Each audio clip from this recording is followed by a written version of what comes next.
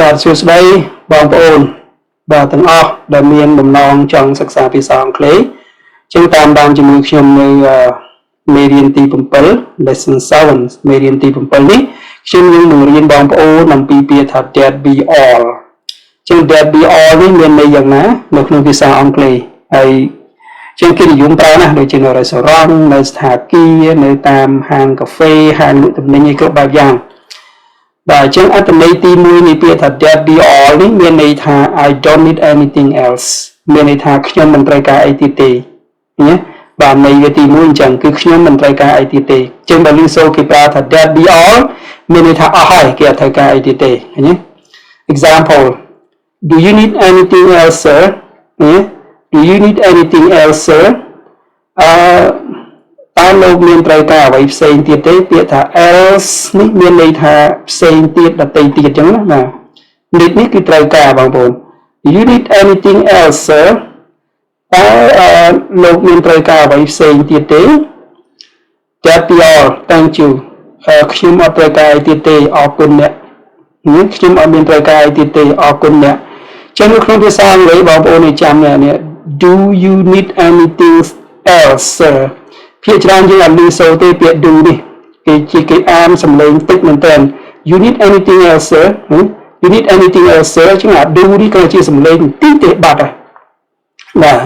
ចឹងតើលោកមានត្រូវការអ្វីផ្សេងទៀតទេ that be all thank you អត់មានត្រូវការទៀតទេអរគុណអត្ថន័យមួយទៀតសម្រាប់ room service គឺការបម្រើសេវាកម្មតាមបន្ទប់ឬក៏តាមនៅស្ថាគារនៅតាម restaurant ឬតាមអីហ្នឹង means មានន័យថា it's the signal for worker to leave your room មានន័យថាជាសញ្ញាដែលគេប្រាប់អ្នកបម្រើការងារហ្នឹងឲ្យចាកចេញពីបន្ទប់របស់គេហើយបើនៅកន្លែងតុវិញមានន័យថាគេអត់ត្រូវការអីទៀតទេគេឲ្យយើងចេញហ្នឹងណាបាទខ្ញុំឧទាហរណ៍ឲ្យមើលថា what else can I do for you ma'am what else can I do for you ma'am អ្នកស្រីតើអ្នកស្រីមានត្រូវការឲ្យខ្ញុំបម្រើអ្វីទៀតទេតើអ្នកស្រីមានត្រូវការអីទៀតទេ that be all thanks ខ្ញុំអត់ត្រូវការអីទៀតទេអរគុណច្រើនឬក៏ហៅថាអរគុណច្រើនហើយអ្នកអាចចេញទៅបានហើយឃើញ that be all ទៅពេលនេះមានន័យថាអ្នកអាចចេញទៅបានហើយខ្ញុំអត់ត្រូវការអីទៀតទេអរគុណនេះជាងយើងត្រូវបកឲ្យត្រូវទៅតាមអត្ថន័យវាអញ្ចឹង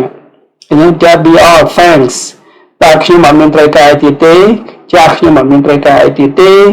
បាទអរគុណច្រើនហើយចាអរគុណច្រើនហើយអញ្ចឹងទៅបាទអញ្ចឹងការប្រើប្រាស់ពាក្យ that be all នេះគឺតែប៉ុណ្្នឹងឯងឧទាហរណ៍ថាយើង order នៅហាងកាហ្វេអញ្ចឹងទៅឃើញតើមកអ្នកលក់គេសួរយើងឃើញdo you need anything else